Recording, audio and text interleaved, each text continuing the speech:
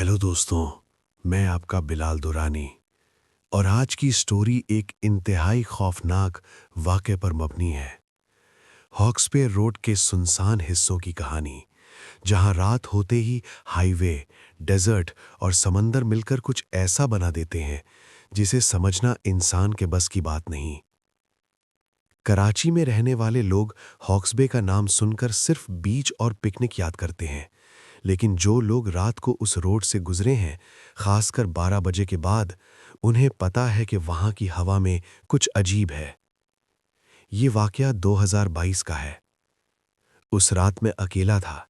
Normally मैं रात में लंबी ड्राइव अवॉइड करता हूं, लेकिन उस दिन मुझे एक अर्जेंट कॉल आई थी। मेरा दोस्त समीर हॉक्सबे के पास एक फार्म हाउस में रहता था। उसने मुझे कॉल की। बिलाल भाई, अगर फ्री हो तो जरा इधर आ जाओ, कुछ अजीब हो रहा है। उसकी आवाज में घबराहट थी। मैंने पूछा, क्या हुआ? वो कुछ सेकंड्स चुप रहा, फिर बोला, रोड पर कोई औरत खड़ी है, 2 घंटे से। मैंने हंसी में उड़ा दिया, तो पुलिस को कॉल करो। उसने धीरे से कहा, बिलाल, वो हिलती नहीं। लाइन कट हो गई। मुझे अजीब सा लगा। मैंने डिसाइड किया कि ड्राइव करके देख लेता हूं। रात के 12:47 बज रहे थे जब मैं हॉक्सबे रोड पर एंटर हुआ। सिटी लाइट्स धीरे धीरे पीछे रह गईं। आगे सिर्फ अंधेरा। लेफ्ट साइड पर कभी कभी रेत के टीले, राइट साइड दूर समंदर की हल्की सी आवाज। हाईवे बिल्कुल खाली। स्ट्रीट लाइट्स हर जगह नहीं थीं। कुछ पोल्स बंद थे, कुछ फ्लिकर कर रहे थे। रेडियो पर हल्की सी स्टैटिक आवाज आ रही थी। मैंने बंद कर दिया। जितना आगे बढ़ता गया, हवा ठंडी होती गई और फिर मैंने उसे देखा। रोड के किनारे एक औरत, सफेद कपड़े, लंबे बाल, सीधा खड़ी, सर झुका हुआ। मेरी गाड़ी की हेडलाइट्स उस पर पड़ी तो उसका चेहरा साफ नजर नहीं आया, बस उसकी परछाई रोड पर लंबी होकर फैली हुई थी। मैंने स्पीड स्लो की। दिल जोर जोर से धड़क रहा था। समीर की बात याद आई। वो हिलती नहीं। जैसे ही मैं उसके पास से गुजरा, वो अचानक सर उठाकर सीधा मेरी तरफ देखने लगी। उसकी आंखें अजीब थीं, न बिल्कुल इंसानी, न बिल्कुल खोखली, बस सीधा देख रही थी। मैंने इंस्टिंक्टिवली ब्रेक लगा दी। गाड़ी रुक गई। मेरे दिमाग में दो आवाजें थीं। एक कह रही थी मत रुक, दूसरी कह रही थी शायद किसी को मदद चाहिए।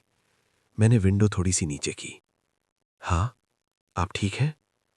वो धीरे धीरे गाड़ी की तरफ चलने लगी। उसके कदम की आवाज नहीं आ रही थी, बिल्कुल नहीं, जैसे हवा में चल रही हो। वो पैसेंजर साइड के पास आकर रुक गई।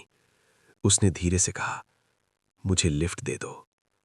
उसकी आवाज में अजीब सा एको था, जैसे दूर कहीं से आ रही हो। मैंने पूछा, कहाँ जाना है? वो बोली, बस आगे। मैंने 1 सेकंड के लिए सोचा, फिर डोर अनलॉक कर दिया। वो गाड़ी में बैठ गई। सीट हल्की सी दबी, लेकिन उसका जिस्म अजीब ठंडा महसूस हो रहा था। गाड़ी के अंदर टेम्परेचर एकदम से गिर गया। मेरी सांस से धुआं निकलने लगा। एसी बंद था। मैं ड्राइव करता रहा। 5 मिनट, 10 मिनट। वो चुप थीं, सिर्फ सामने देख रही थीं। फिर उसने पूछा, आप अकेले रहते हैं? मेरा हाथ स्टीयरिंग पर टाइट हो गया। जी, क्यों? वो हल्की सी मुस्कुराई। उसकी मुस्कुराहट रियर व्यू मिरर में नजर आई, लेकिन अजीब बात यह थी, मिरर में उसका रिफ्लेक्शन नहीं था, सिर्फ खाली सीट। मेरी रीढ़ की हड्डी में ठंड सी दौड़ गई।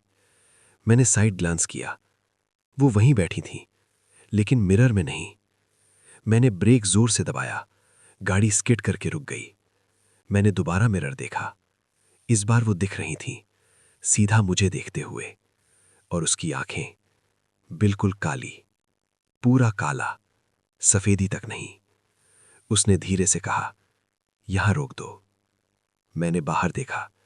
वहां कुछ नहीं था, न घर, न रोड टर्न, न फार्म हाउस, सिर्फ अंधेरा। यहां? उसने सिर हिलाकर बोली, हां। मैंने डोर अनलॉक किया। वो नीचे उतरी। डोर बंद हुआ। मैंने 1 सेकंड के लिए आंखें झपकाईं, और जब दोबारा देखा, वो वहां नहीं थी। रोड बिल्कुल खाली, जैसे कोई था ही नहीं। मेरा दिल इतना जोर से धड़क रहा था कि मुझे अपनी हार्ट बीट सुनाई दे रही थी। मैंने तुरंत गाड़ी घुमाकर समीर के फार्म हाउस की तरफ ड्राइव की। 15 मिनट बाद मैं उसके गेट पर था। वो बाहर खड़ा मेरा इंतजार कर रहा था। उसका चेहरा पीला पड़ा हुआ था। तुमने भी देखा ना? उसने पूछा। मैंने धीरे से सिर हिला दिया। हम दोनों चुप हो गए। फार्म हाउस के अंदर जाकर उसने टीवी ऑन किया। न्यूज चैनल चल रहा था और फिर स्क्रीन पर एक ब्रेकिंग न्यूज आई। 20 साल पुराना हॉक्सबेक एक्सीडेंट केस दोबारा खुल गया। स्क्रीन पर एक पुरानी तस्वीर आई। एक औरत, सफेद कपड़े, लंबे बाल, वही चेहरा, वही आंखें। रिपोर्टर कह रहा था, ये लड़की 2002 में हॉक्सबे रोड पर एक्सीडेंट में मरी थी। आई विटनेस रिपोर्ट्स के मुताबिक वो रात को लिफ्ट मांग रही थी। मेरा गला सूख गया। समीर ने धीरे से कहा, बिलाल, ये तस्वीर 20 साल पुरानी है। मैंने टीवी की तरफ देखा। तस्वीर में जो औरत थी वो बिल्कुल वैसे ही लग रही थी जैसे 30 मिनट पहले मेरी गाड़ी में बैठी थी। बिल्कुल वैसे ही। और फिर स्क्रीन ब्लिंक हुई, 1 सेकंड के लिए, और तस्वीर चेंज हो गई। अब उस तस्वीर में मैं खड़ा था, उसके पीछे रोड पर, जैसे मैं भी उस रात का हिस्सा हूं। मेरी सांस रुक गई। समीर ने कहा, तुम ठीक हो? मैंने टीवी की तरफ इशारा किया, लेकिन तस्वीर वापस नॉर्मल हो चुकी थी। सिर्फ वो औरत, रिपोर्टर की आवाज चल रही थी, लेकिन मुझे सिर्फ एक चीज सुनाई दे रही थी, मुझे लिफ्ट दे दो। उसकी आवाज मेरे कान के बिल्कुल पास। मैंने झटके से पीछे मुड़कर देखा। कोई नहीं था। समीर मेरे सामने खड़ा था, लेकिन उसने मेरी आंखों में जो डर देखा, उसका रंग और ज्यादा उड़ गया। बिलाल, क्या हुआ? मैं कुछ सेकंड्स तक बोल ही नहीं पाया। फार्म हाउस के अंदर अजीब सी ठंड फैल गई थी। एसी बंद था, फिर भी हवा सर्दी वाली थी। दीवार पर लटकी घड़ी 1:17 AM दिखा रही थी, लेकिन सेकंड हैंड हिल नहीं रही थी। टिक, रुक, टिक, रुक, जैसे वक्त अटक गया हो। समीर ने रिमोट उठाया और टीवी बंद कर दिया। रूम में एकदम से खामोशी छा गई, लेकिन वो नॉर्मल खामोशी नहीं थी। वो वाली खामोशी जो आंधी से पहले आती है। मैंने धीरे से कहा, समीर, उसने मुझे यहीं उतरने को कहा था। समीर का गला सूख गया। यहीं?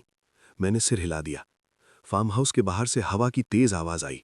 खिड़कियों के शीशे हल्के से हिलने लगे। समीर ने डर के मारे पर्दे हटाकर बाहर देखा।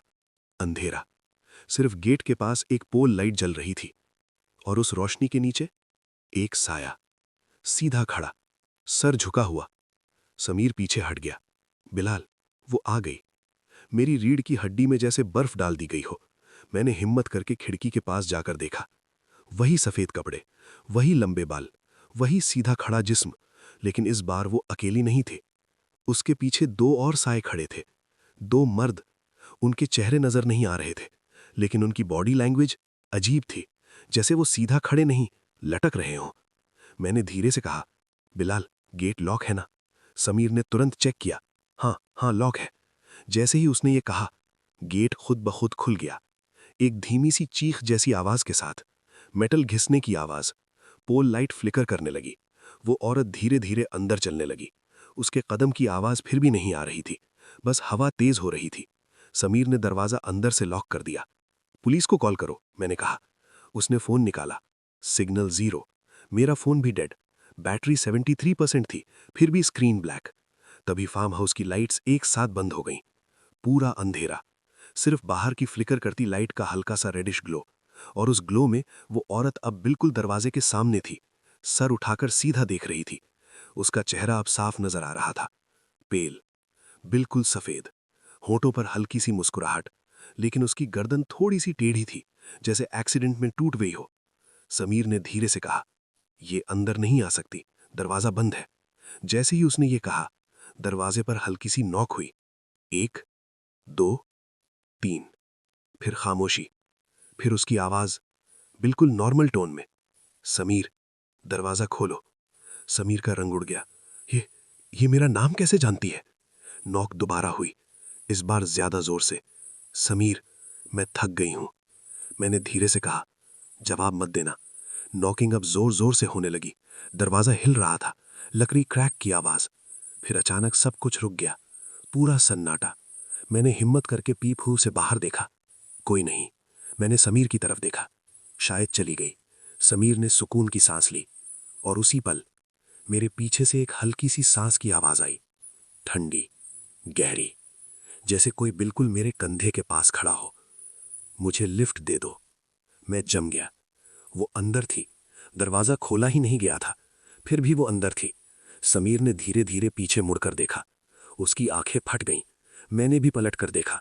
वो लिविंग रूम के बीच खड़ी थी, बिल्कुल सीधी, और उसके पीछे जो दो साए थे अब साफ नजर आ रहे थे। उनमें से एक मेरी ही शक्ल का था और दूसरा समीर का, लेकिन दोनों के चेहरे खून से लथपथ, आंखें खोखली, जैसे एक्सीडेंट में कुचल गए हों। मेरा दिमाग घूम गया। ये क्या है? समीर चीहा। वो औरत धीरे से बोली, हर साल मैं किसी को साथ ले जाती हूं। उसने अपनी उंगली मेरी तरफ उठाई। तुमने मुझे लिफ्ट दी। फिर समीर की तरफ देखा। तुमने मुझे देखा। रूम का टेम्परेचर और गिर गया। मेरी सांस से धुआं निकल रहा था। वो धीरे धीरे हमारी तरफ बढ़ने लगी। फ्लोर पर उसके कदम की आवाज अब आ रही थी, लेकिन नॉर्मल नहीं, जैसे पानी में चल रही हो। चप चप चप। लेकिन फ्लोर बिल्कुल सूखा था। समीर ने टेबल उठाकर उसकी तरफ फेंका। टेबल उसके जिस्म से टकराकर सीधा दीवार से जा लगा, जैसे वो सॉलिड ही नहीं, वो हमारे बिल्कुल सामने आकर रुक गई। उसकी आंखें काली होने लगीं, बिल्कुल पूरी काली। चलो, उसने धीरे से कहा, और एकदम से समीर का जिस्म हवा में उठ गया, जैसे किसी ने उसकी गर्दन पकड़ ली हो। उसके पैर हवा में लटक रहे थे। वो जोर जोर से तड़प रहा था। बिलाल। मैंने उसका हाथ पकड़ने की कोशिश की, लेकिन मेरे हाथ उसके जिस्म से गुजरते जा रहे थे, जैसे वो सॉलिड ही नहीं रहा, जैसे वो धीरे धीरे धुंध बन रहा हो। वो औरत मुस्कुरा रही थी। इस बार 2। मेरा दिल पेट में डूब गया। 2? वो बोली, हर साल 1, लेकिन कभी कभी बोनस मिल जाता है। उसकी हंसी पूरे रूम में गूंज उठी। लाइट्स एक साथ ऑन हुई और उसी पल समीर का जिस्म जमीन पर गिरा। मैंने तुरंत उसको हिलाया। समीर, समीर। उसकी आंखें खुली हुई थीं, लेकिन उनमें कोई रोशनी नहीं थी।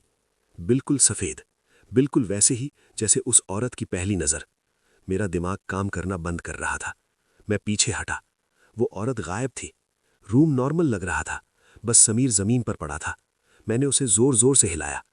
फिर उसने एक गहरी सांस ली। उसकी आंखें नॉर्मल हो गईं। वो जोर जोर से सांस लेने लगा। वो मुझे ले जा रही थी, उसने हिचकी लेकर कहा। मैंने दरवाजा खोला, बाहर देखा। गेट बंद था। पोल लाइट सीधी जल रही थी। कोई नहीं था, जैसे कुछ हुआ ही नहीं। लेकिन फार्म हाउस के फ्लोर पर पानी के गीले निशान बने हुए थे। चप चप चप। और वो सीधा दरवाजे से बाहर जा रहे थे, जैसे कोई अभी अभी समंदर से चलकर आया हो। समीर ने धीरे से कहा, बिलाल, वो यहीं कहीं है। और उसी पल दूर से समंदर की एक इतनी तेज चीख जैसी आवाज आई, जैसे लहर नहीं, कोई इंसान चिल्ला रहा हो। उसकी आवाज मेरे कान के बिल्कुल पास, जैसे वो मेरे बिल्कुल पीछे खड़ी हो। मैंने झट से मुड़कर देखा। फार्म हाउस का लाउंज खाली था। समीर मेरे सामने सोफा पर बैठा हुआ था। टीवी पर न्यूज़ चल रही थी, लेकिन मुझे कसम से महसूस हुआ किसी ने मेरी गर्दन के बिल्कुल पास से फूंक मारी हो, ठंडी, बर्फ जैसी ठंडी। बिलाल, तुम ठीक हो? समीर ने फिर पूछा।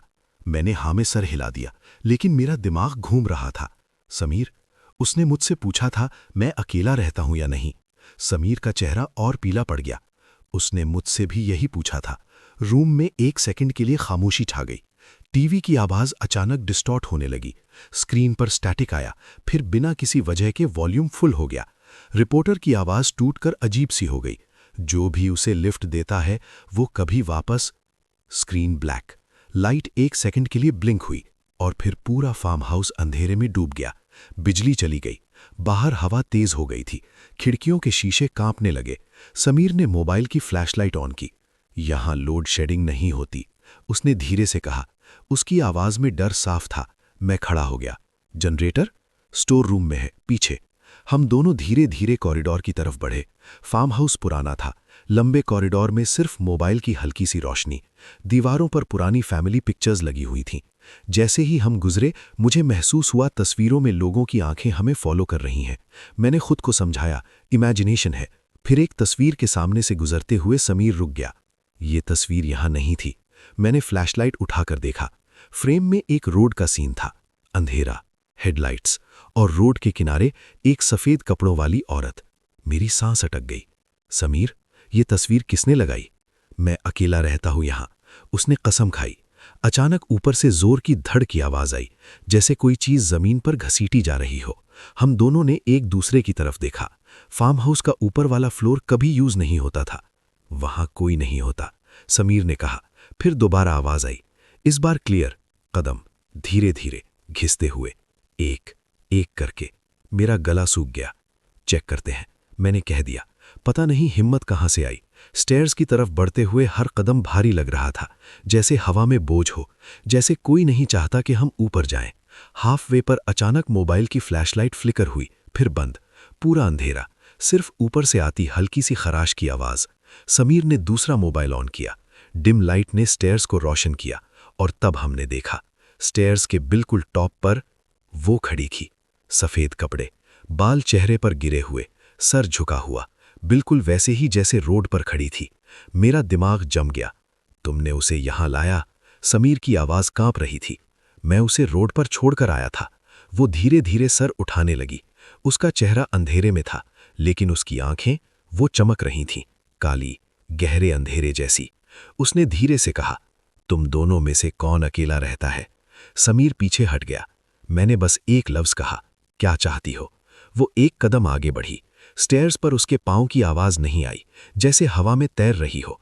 फिर एक सेकंड में वो स्टेयर्स के बीच में थी, हमारे बिल्कुल सामने, इतनी पास कि उसके बालों की स्मेल महसूस हो रही थी।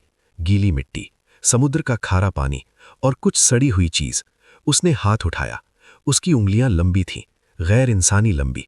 उसने मेरी तरफ इशारा किया, तुम। मेरी चेस्ट में दर्द सा महसूस हुआ, जैसे किसी ने अंदर से पकड़ लिया हो। समीर चिल्लाया, बिलाल। मैं नीचे गिर गया। मुझे महसूस हुआ जैसे मैं पानी में डूब रहा हूं। अंधेरा, सिर्फ उसकी आवाज, जो मुझे लिफ्ट देता है वो मुझे घर छोड़ता है। फिर मुझे एक और मंजर नजर आया। मैं हॉक्सबे रोड पर खड़ा था, रात, तेज हवा, और मेरे सामने एक पुरानी टूटी हुई कार। उसका फ्रंट पूरा क्रश्ड, विंडशील्ड टूट चुका।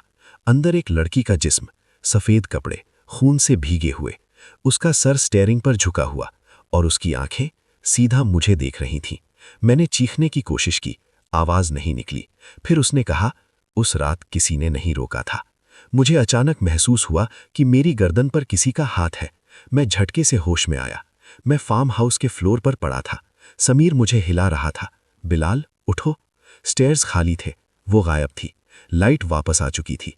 सब नॉर्मल लग रहा था, लेकिन मेरा दिल अभी भी तेज धड़क रहा था। वो कहाँ गई? मैंने पूछा।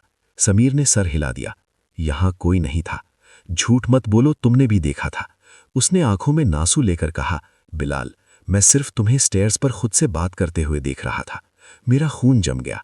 मतलब? वहां कोई नहीं था। रूम में एक अजीब सी खामोशी छा गई। फिर धीरे से मेरे मोबाइल पर एक नोटिफिकेशन आई, अननोन नंबर, मैसेज। मैंने कांपते हाथ से फोन उठाया। मैसेज ओपन किया। सिर्फ एक लाइन लिखी थी, अब तुम अकेले नहीं रहते। मेरा दिमाग ब्लैंक हो गया। समीर ने पूछा, किसका मैसेज है? मैंने नंबर दिखाया। वो नंबर सिर्फ 6 डिजिट्स का था, जैसे कोई पुराना इनकम्प्लीट कोड। फिर एक और मैसेज आया, इस बार एक इमेज।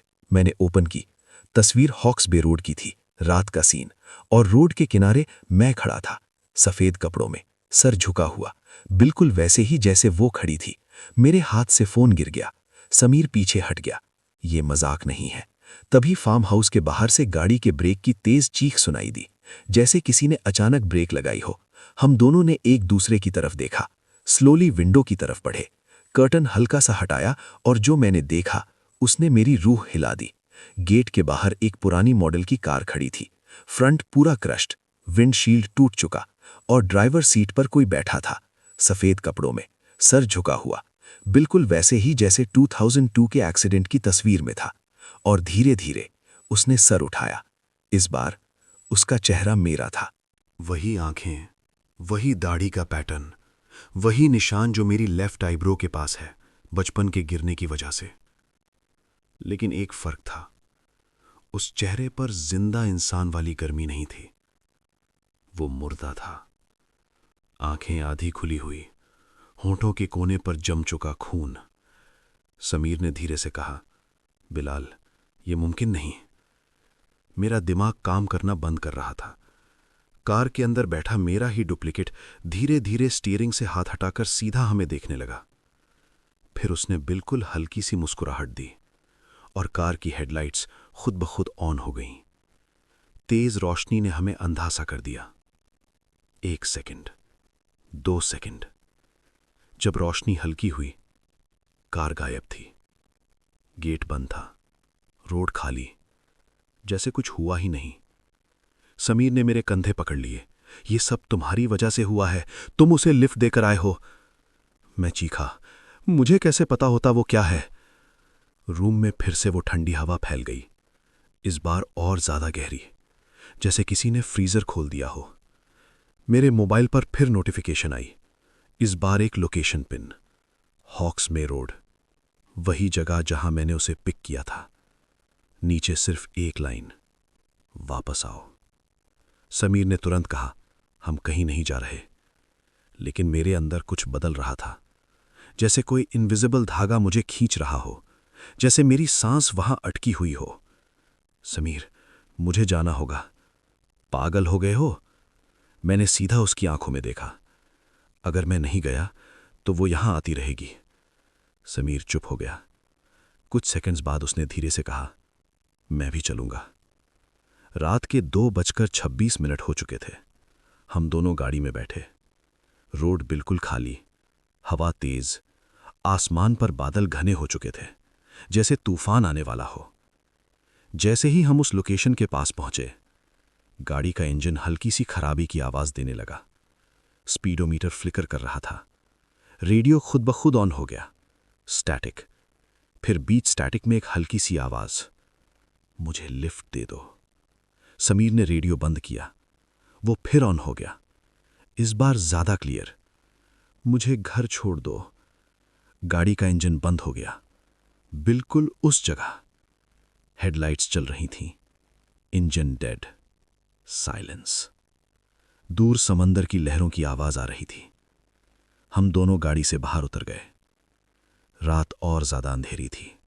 स्ट्रीट लाइट फ्लिकर कर रही थी और रोड के बिल्कुल बीच में वो खड़ी थी।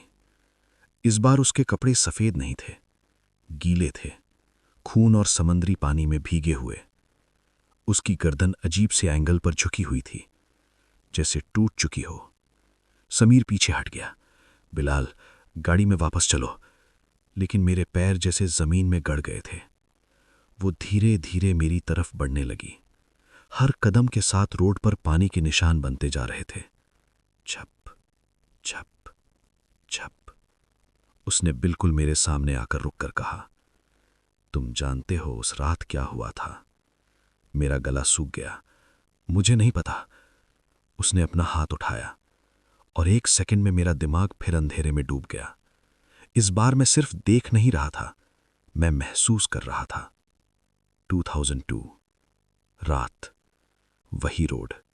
एक तेज रफ्तार से कार आ रही है। अंदर एक लड़की फोन पर किसी से झगड़ रही है, आंखों में आंसू। मैं घर नहीं आ रही, वो चीख रही है। फोन बंद, स्पीड और तेज। फिर अचानक रोड के किनारे एक ट्रक खड़ा, ब्रेक, स्किड, जोर का क्रैश। कार उलट गई, ग्लास टूट गया, खून।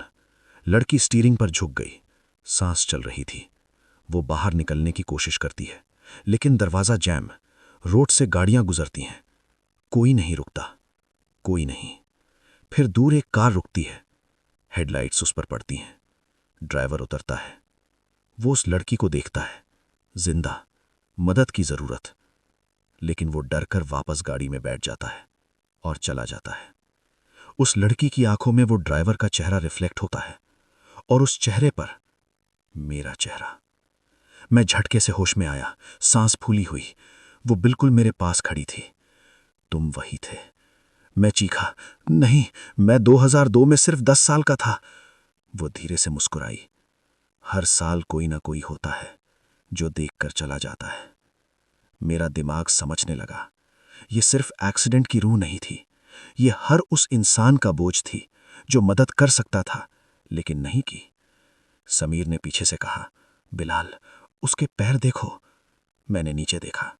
उसके पैर जमीन को टच नहीं कर रहे थे, वो हल्की सी हवा में थी। उसने अपना हाथ मेरी तरफ बढ़ाया। चलो, इस बार तुम रुक जाओ। हवा और तेज हो गई। रोड पर धूल का चक्कर बना। मुझे महसूस हुआ कोई मुझे पीछे से खींच रहा है, जैसे कोई इनविजिबल हाथ मेरी कमर पकड़ रहा हो। समीर ने मुझे पकड़ लिया। मैं नहीं जाने दूंगा। वो औरत अचानक चीखी। इस बार उसकी आवाज इंसानी नहीं थी, एक साथ कई आवाजों जैसी, जैसे समंदर, हवा और इंसान की चीख मिक्स होकर।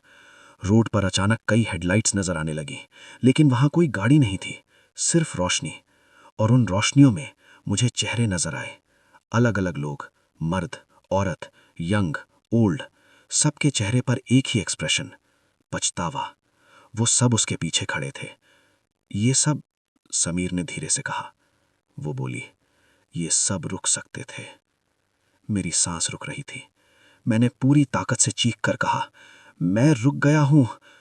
एक सेकंड के लिए सब कुछ फ्रीज हो गया। हवा बंद, आवाज बंद। वो मुझे सीधा देखने लगी। मैंने तुम्हें लिफ्ट दी। मैं वापस आया। मैं भागा नहीं। उसकी आंखें धीरे धीरे काली से नॉर्मल होने लगी। समंदर की आवाज हल्की हो गई। उसके पीछे खड़े साए धीरे धीरे धुंध में बदलने लगे। वो धीरे से बोली, फिर भी हर साल कोई ना कोई होगा। और एक पल में वो गायब हो गई। रोड खाली, स्ट्रीट लाइट सीधी जल रही। गाड़ी का इंजन खुद ब खुद स्टार्ट हो गया। समीर और मैं बीच रोड खड़े सांस ले रहे थे, जैसे मैराथन दौड़ कर आए हों। सब नॉर्मल लग रहा था, लेकिन एक चीज अलग थी। रोड पर जहां वो खड़ी थी, वहां एक छोटा सा गीला निशान था, जैसे किसी ने अभी अभी पानी टपकाया हो। समीर ने धीरे से कहा, क्या ये खत्म हो गया? मैंने दूर अंधेरे में देखा और सिर्फ एक लाइन कही, पता नहीं। क्योंकि दूर, बहुत दूर, रोड के किनारे मुझे एक और सफेद साया नजर आया। इस बार वो मैं नहीं था। रात के उस अंधेरे में जो सफेद साया खड़ा था, वो धीरे धीरे हिला। इस बार वो लड़की नहीं थी, न मेरा डुप्लीकेट। वो एक आदमी था, लंबा, पतला, सफेद कपड़ों में, और उसका चेहरा धुंधला, जैसे किसी ने उस पर से पहचान मिटा दी हो। समीर ने फुसफुसाया, बिलाल, ये कौन है? मैंने ढेरे से कहा, शायद पहला। हवा फिर ठंडी हो गई, लेकिन इस बार उस ठंड में डर कम था, ज्यादा गहरा बोझ जैसा एहसास था।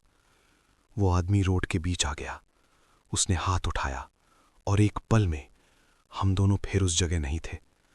हम समंदर के बिल्कुल किनारे खड़े थे।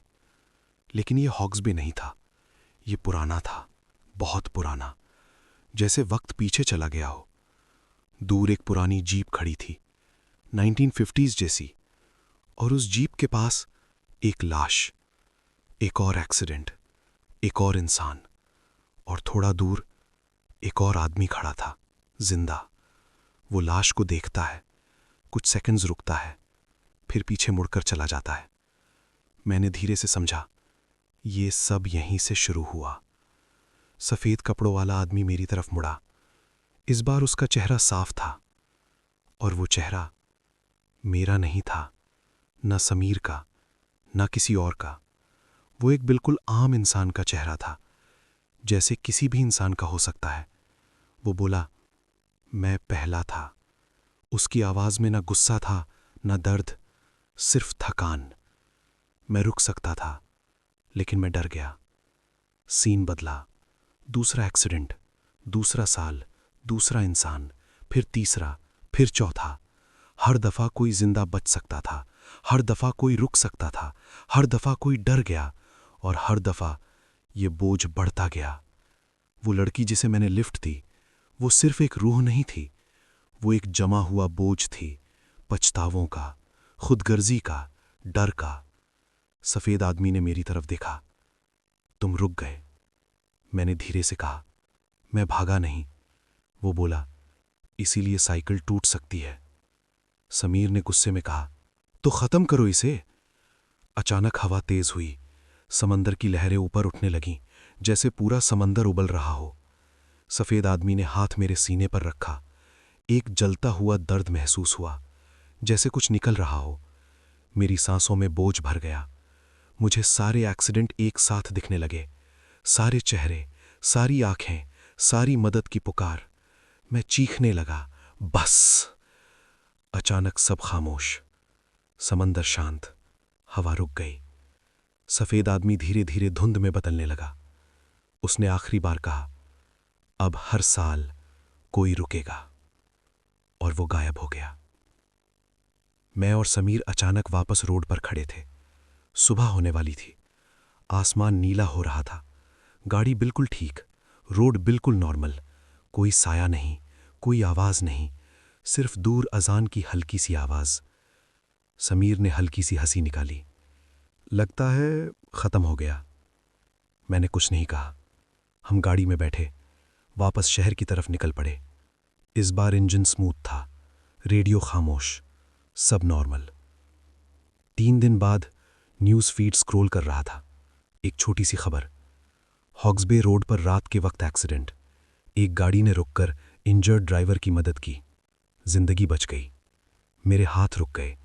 मैंने समीर को कॉल किया। उसने सिर्फ एक लाइन कही, शायद अब लोग रुकने लगे हैं। मैंने बालकनी से बाहर देखा। शहर बिल्कुल आम था, लेकिन हवा में वो ठंड नहीं थी, वो बोझ नहीं था, सिर्फ एक हल्का सा सुकून। और दूर, बहुत दूर, मुझे कोई सफ़ेद साया नजर नहीं आया। The end. कभी कभी हॉरर कहानियों में मॉन्स्टर कोई भूत नहीं होता, वो हमारा डर होता है। और जब इंसान डर पर जीत जाए तो सबसे पुरानी लानत भी टूट सकती है।